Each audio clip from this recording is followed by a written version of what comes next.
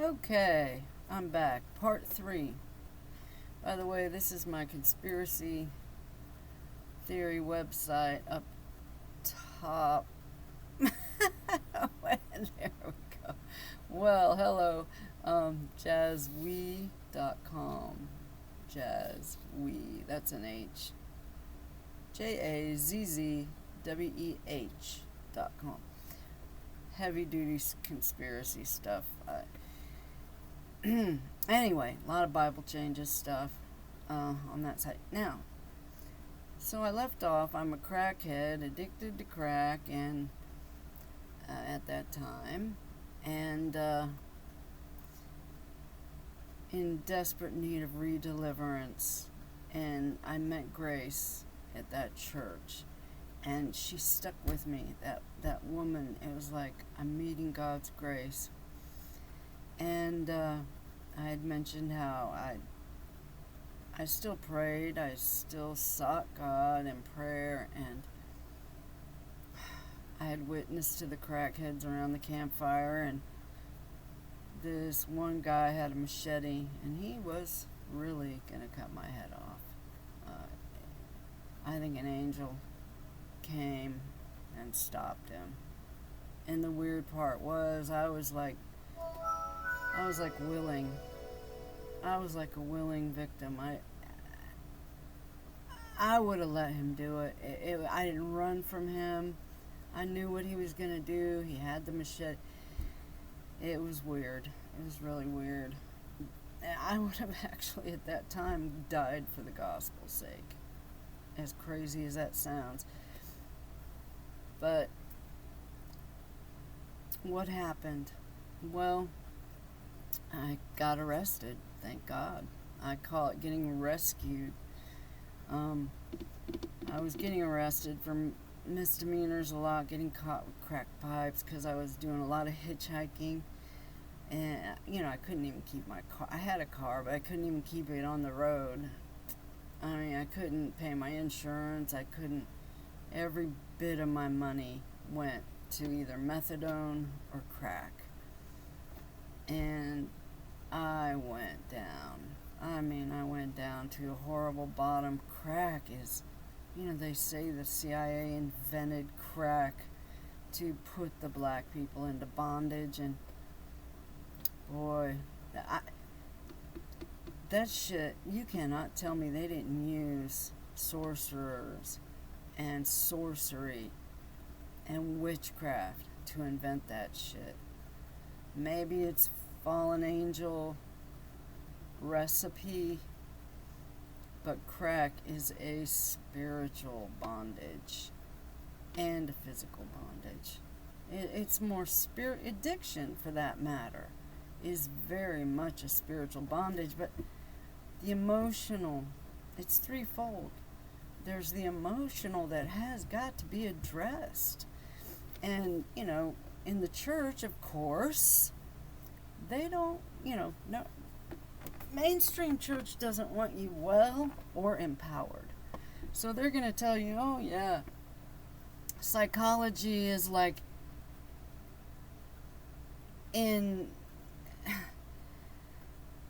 at odds with spirit. Like if you go for psychological and emotional help with a therapist, you're somehow turning your back on God, which it couldn't be further from the truth, because anything that is good for you is the will of God. If it's good for you and it's healing, without therapy, I wouldn't have stayed sober, and it's not at competition with the church. That's how they portray. I remember, I've been in church. They portray it as if, oh, you shouldn't have to go to a therapist. You have Jesus. You shouldn't. That's dissing Jesus somehow. How ridiculous. What is, this whole jealousy concept with God, I don't believe it. And jealousy, the word jealousy, when pertaining to God, has multiplied in the Bible. the strong delusion is here. I'm not going to get into that right now because I'll probably lose most of you if I do. But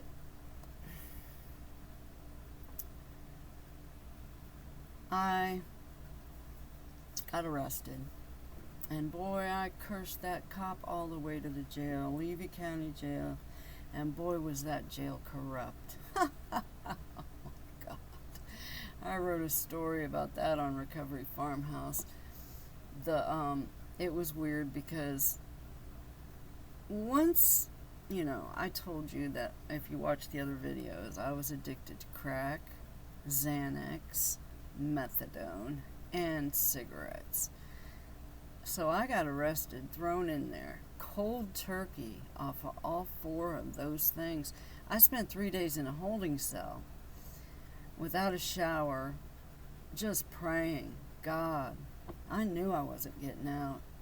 I prayed, God, please, I know I'm going to go through withdrawal. Horrible withdrawal, but please just make it half as bad as it really should be. And God answered that prayer for me because it should have been way worse than it was. It was bad, but it should have been way worse. I mean, I ended up in medical. I actually had gallbladder attacks. Whatever they call that. And later I got it taken out, which if I'd have known what I know now, I wouldn't have let them do that. I like to think that God has healed me and it's grown back. So I'm just going to claim that. I mean, I was healed from hepatitis B out of my blood. Why wouldn't he cause I've heard of people's organs growing back. So I ended up in jail, and there were 2 stories in this woman's pod and all of the really ungodly women were upstairs, and all of the praying women were downstairs. And, we were free to go up, down. It was 1 pod, but it was 2 stories. And if you look straight ahead out from the pod, there's this giant window where the guards could sit and look right into the women's pod. They had a thing in the Levy County, Florida jail called the black chair. And if you gave them a hard time, they would strap you into the black chair and torture you. Yeah, torture. Okay, but what was going on was the women upstairs were putting on pornography shows for the guards at night. Like, after 2 o'clock. The night guards would come in there, pull up their chairs to the glass window, and the girls upstairs, who I had a friend on the outside, she kept going from the upstairs to the downstairs. She was riding the fence. She couldn't decide if she wanted to be with the praying girls or the debaucherous girls putting on the sex shows on the 2nd floor. And she kept coming down and letting us know what was going on up there, because we couldn't really see up in, unless we went up the stairs. We couldn't see what the girls upstairs were doing. They couldn't see us, obviously, because there was a floor in the way. But the window could look down, the guards could look down into both pods, like figure 2 boxes, one on top of each other with totally open, no doors on the front of them, and then the windows that could just see in both. And the stairs were over here, so we couldn't see. We'd have to walk all the way to the other end, maybe look up. We could see somewhat so anyway, that's what was going on. And what happened was as a matter of fact, later on, one of the guards got arrested for taking. What they were doing is the girls that were putting on the shows would get rewarded.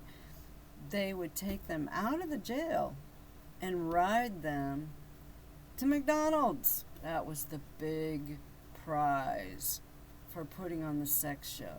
They got to go to McDonald's. And actually, when you're in jail, McDonald's is a really, really great treat.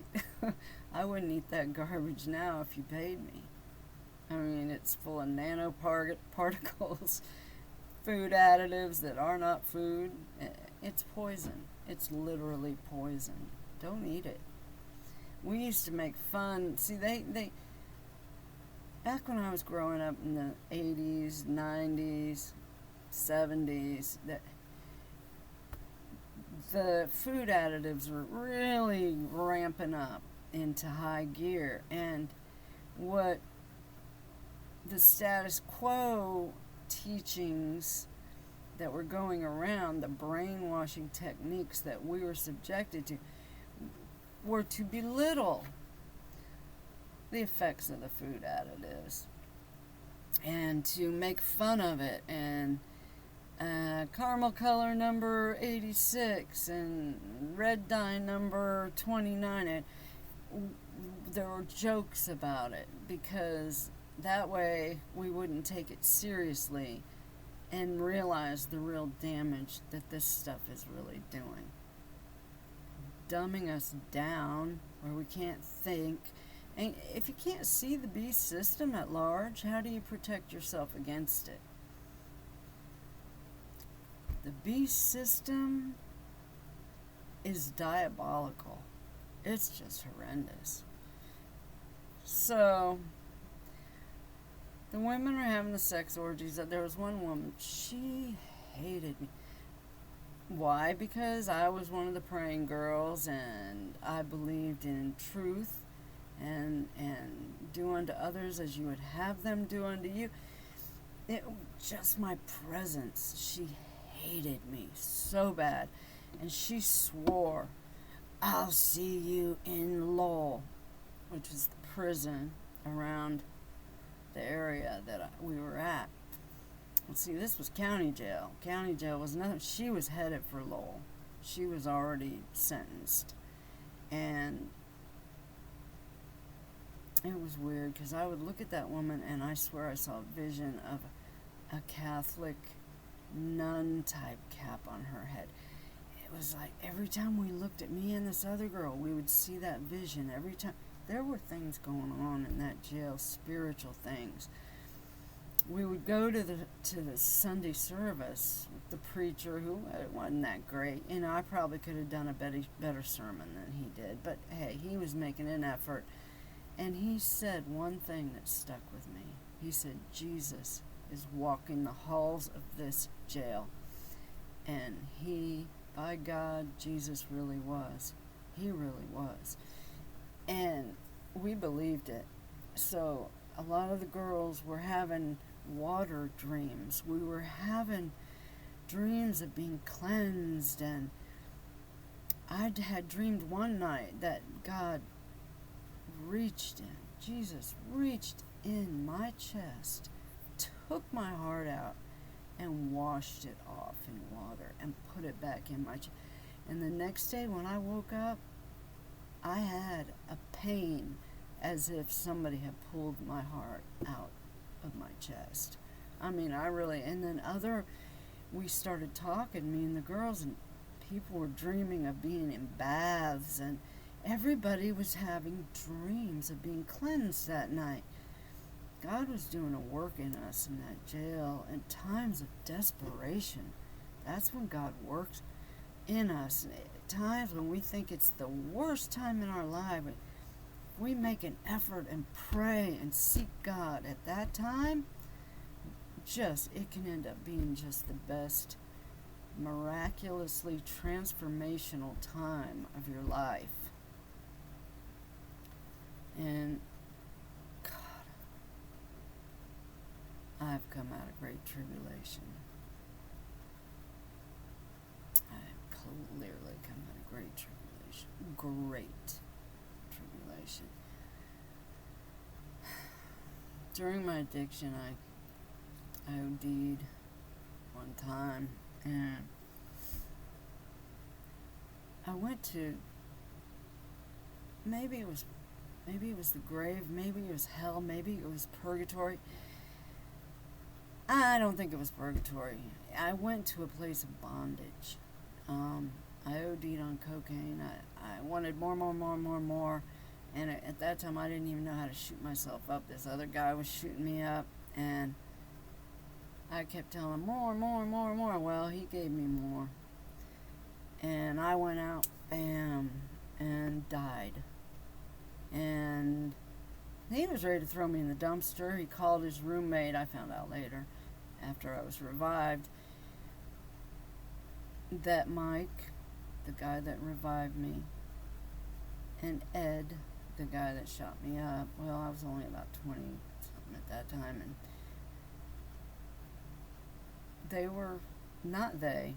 Ed told Mike, he called him in the bathroom and said, throw her in the dumpster, get rid of her. He wasn't even going to try to revive me. Mike gave me CPR and brought me back to life, but during the time of my death, I went into a place where I had awareness. I knew who I was. My soul was with me, and my spirit was with me. I wasn't saved. This was before I was saved. This was before my Holy Spirit experience, okay? And I felt like I was bound. If you took a rock and bound me, crushed me small enough to be inside this rock, my soul and my spirit, and bound me within it, that's what I felt like. That's where I went. I was crushed down into a place of bondage where I couldn't move, but yet I had awareness.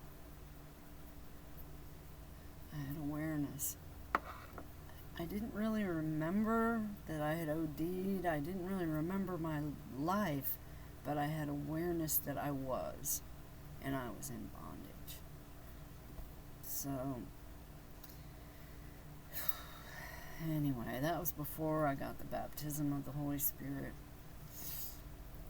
And I OD'd on heroin one time, and I didn't have any experience, but I was brought back by a guy who was determined to bring me back. There was nothingness. I didn't remember anything from that. I don't know if I died or not. I don't think I died that time. I think I just stopped breathing, and they brought me back. Maybe my heart never stopped this time on the heroin. So, I've come out of great tribulation. So,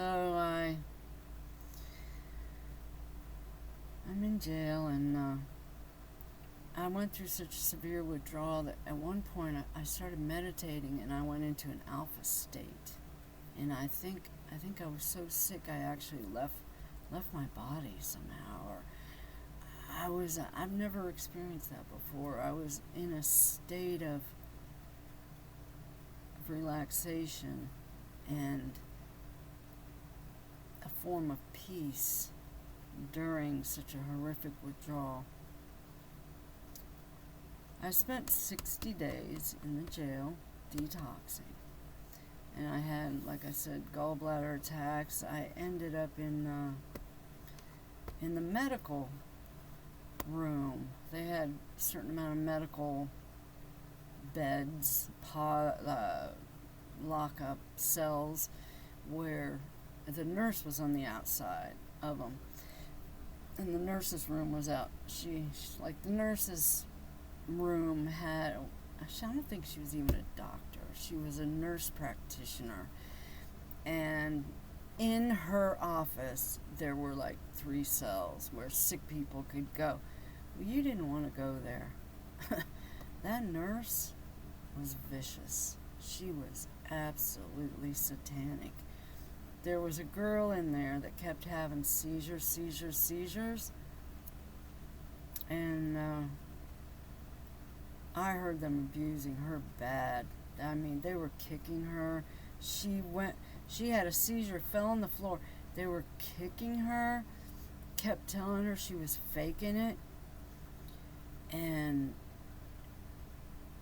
she either got out or died in there. I wouldn't be surprised if she died in there. That's one corrupt jail, I'll tell you that. That was one corrupt jail. They're probably all like that. Those people were sick. I mean, a torture chair? Put them in the black chair. Everybody knew about the black chair. This isn't even prison. This is a county jail. They abused that poor girl who was having seizures.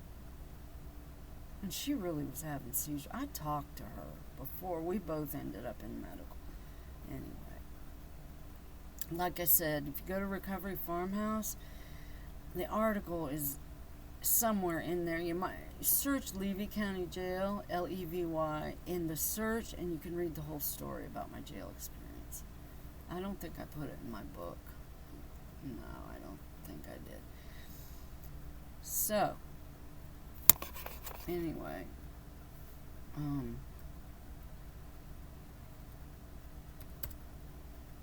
I spent 60 days at that jail, and what I wanted more than anything was to get out and go straight to rehab. That's what I was praying for. I wanted to get sober. I was tired. I was 46 years old, and I was tired of addiction. It was hell. And I didn't know. I didn't know how to stop, and I didn't know why. At the time, I didn't know why. Why I was in so much pain to where I had to keep numbing myself. So I feel for any addict. And that's why I did those websites. To share what I've learned. If you go to AA, your recovery is only going to go as deep as you'll take it. If you don't get therapy with AA, then you're going to, you'll be turned into an AA Nazi, and you'll be limited on your growth because you'll just turn into an AA copycat instead of becoming who you really are. Recovery should be about becoming who we really are. Deprogramming from the beast system should be about becoming who we really are. That's why it's like people, anybody raised in the U.S. needs deprogramming, and that's recovery. That's recovery. So,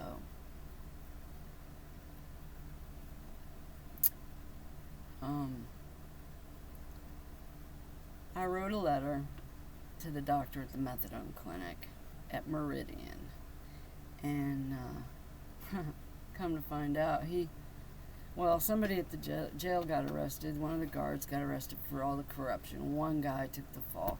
But the doctor at the methadone clinic was taking his own medicine. He got arrested for writing his own scripts and taking his own pills.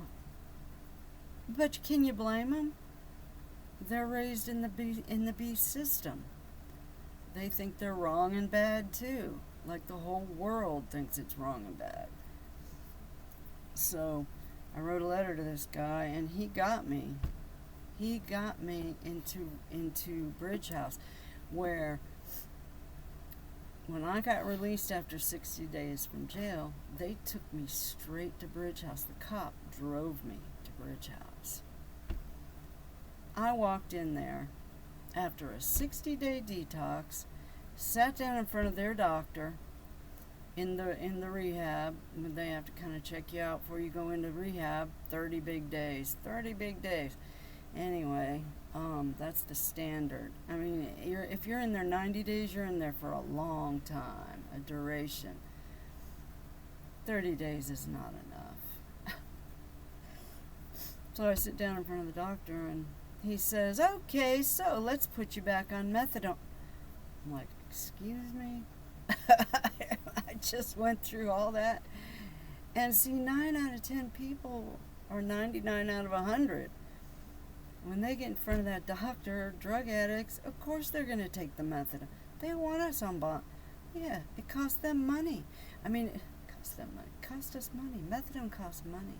That shit's not free. It's expensive. They wanted me back on that shit. I said, no, I don't think so, doctor. And I was still sick. 60 days, I was still withdrawing. I had been on drugs so long and so many drugs. Hell, there's no telling how long it took to get all that shit out of my system. So, I started going to meetings every day from the rehab. They'd take us to meetings, and bit by bit, I was reprogrammed into a life of recovery. And luckily, during that reprogramming into AA, I had a therapist who was able to shine some light on the pitfalls of AA, the pitfalls of 12-step programs, the pitfall, what to watch out for, that they're not perfect, because there's a lot of people in AA. If you say one little thing negative about AA, they take it as a personal attack on themselves. Why? Because their self-esteem is attached to the program. They haven't become who they really are. If you put down the program, you're putting them down. So, and this is like 80% of the people in recovery in AA. They become AA robots. They become in a cult. You only say in the meetings what's the status quo to say. I mean, they'll parrot. They just parrot stuff. They're not really in recovery. And if they don't go to meetings, if they quit going to meetings, they will relapse. Recovery is about not needing meetings to stay sober. I know a lot of people who have recovered and do not need meetings to stay sober. If you need a meeting to stay sober, you're not recovered. You have not become who you really are. So, how do you do that? Well, that's a whole nother ball of wax. It's a lot of learning. So,